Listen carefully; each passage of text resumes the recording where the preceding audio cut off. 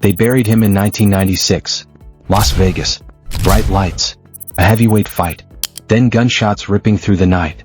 6 days later, doctors said Tupac Shakur was gone forever. The media closed the case. The music industry moved on. Diddy built an empire. Jay-Z became a global icon. The world believed it was over. It's too much money here. I mean, nobody should be hitting lotto for 36 million and we got people starving in the streets. That is not idealistic, that's just real. There's no way. There's no way. But what if it wasn't? Because now the whispers are deafening. Leaked files. Mysterious sightings. Former bodyguards breaking their silence. Even retired agents hinting at something big. The claim is simple. Explosive.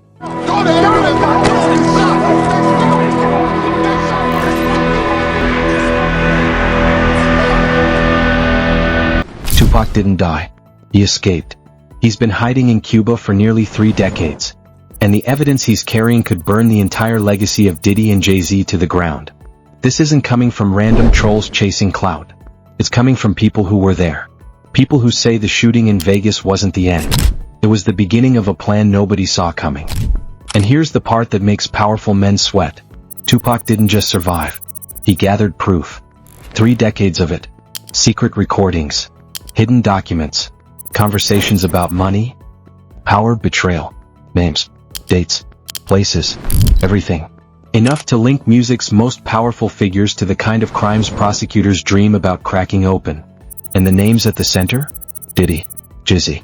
The men who rose to the top after Tupac's death may now be standing on the edge of a cliff. Don't support them homies. Support the real. You know what I mean? How can these people be talking about how they're so real they don't care about our communities? And it's Tupac himself who might push them over. The Cuba theory always sounded wild. Fans argued about it online for years. Memes. Sightings. Blurry photos of men in bandanas. Most people laughed it off. But then came the connections. Real ones. A thorn in America's side. Cuba sheltered her as a political exile. If they protected her, why not him? Cuban officials loved embarrassing the U.S. by giving asylum to its most wanted. It wasn't impossible. It wasn't even far-fetched. And now insiders claim Tupac didn't spend 30 years just hiding on beaches. He spent it building a case so big, so detailed, it could destroy everything Diddy and Jay-Z built after his so-called death. We're talking about secret tapes. Real tapes. Allegedly capturing private meetings where industry heavyweights discuss things that make Hollywood scandals look like playground gossip. Payoffs. Intimidation. Alleged plans to silence rivals permanently. Imagine prosecutors playing those recordings in court. No, I didn't lose, see, because I sold 6.5 million copies, so I won. Imagine the voices. Recognizable. Clear enough for forensic experts to authenticate. And then imagine Tupac walking into that courtroom alive, ready to confirm it all. That's the nightmare Diddy and Jay-Z might be facing. Because the timing couldn't be worse for them. Diddy is already drowning in lawsuits. Allegations of racketeering, trafficking, coercion. Federal raids. Seized electronics.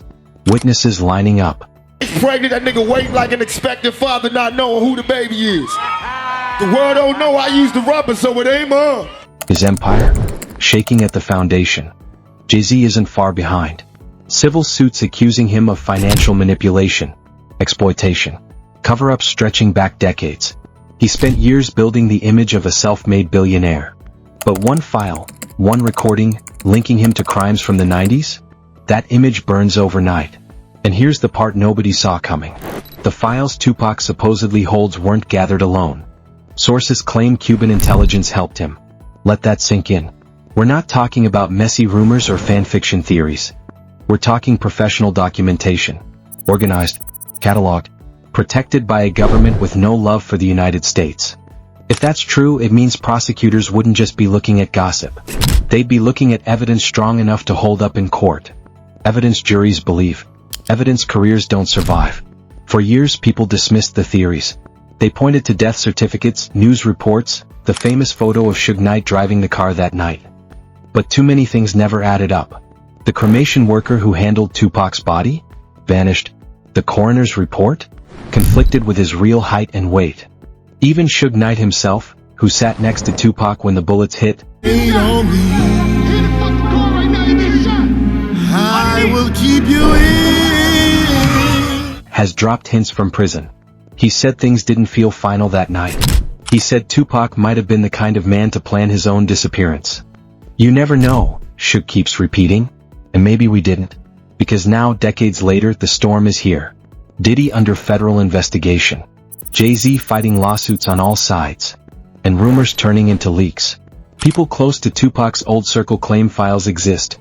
Files that tie industry power players to crimes ranging from fraud to conspiracy to violence. The kind of crimes that carry real prison time. And the bombshell? These files allegedly include recordings. Not interviews. Not lyrics. Private conversations. Meetings where money, power, and threats mixed into one toxic brew. Meetings where names were named. Where plans were made. Voice experts say even old recordings can be verified today. Advanced tech makes it nearly impossible to fake decades-old audio with matching speech patterns, slang, and background noise. If those tapes surfaced, defense lawyers wouldn't just be scrambling. They'd be begging. Because juries believe voices. Especially voices they recognize. And here's the twist. Some insiders whisper the files are already in U.S. hands. And even when you take the shit, move counters. That prosecutors are waiting. Building cases. Think about that. Diddy and Jay-Z standing trial while Tupac, alive or through evidence he left behind, becomes the star witness against them. The entire industry watching as its biggest names fall. And it gets worse. Federal RICO charges don't stop with 2 people. They spread. Once prosecutors prove an organized criminal enterprise existed. I thought I was charming. Then why were you always getting in all these altercations? I mean, something was going on. I have spirit. They go after everyone tied to it. Executives, lawyers, promoters, anyone who moved money, signed papers, or kept secrets. One case becomes 20. 20 become 50. An entire generation of power players wiped out because one man refused to stay buried.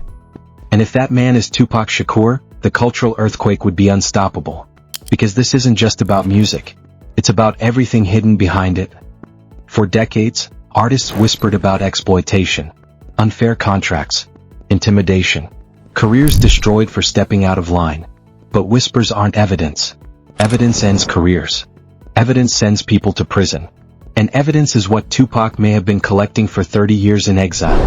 If that evidence drops, the fallout doesn't stop with Diddy and Jay-Z. It hits labels, streaming platforms, award shows, everyone who profited from the silence. You think fans would keep streaming songs knowing the empire behind them was built on threats and blood? You think sponsors would keep writing checks? The entire machine would freeze overnight. And maybe that's why prosecutors are moving carefully. Because cases this big don't just win in court. They win in history books. Imagine the headlines. Tupac returns. Brings down hip-hop empire. Sounds like a movie. But the lawsuits are real. The investigations are real. And if the files are real too, it's over. For Diddy. For Jay-Z. For everyone who thought the past would stay buried. Because Tupac Shakur may be about to prove them all wrong. And when he does, the empire they built on his grave will fall with him alive to watch it burn.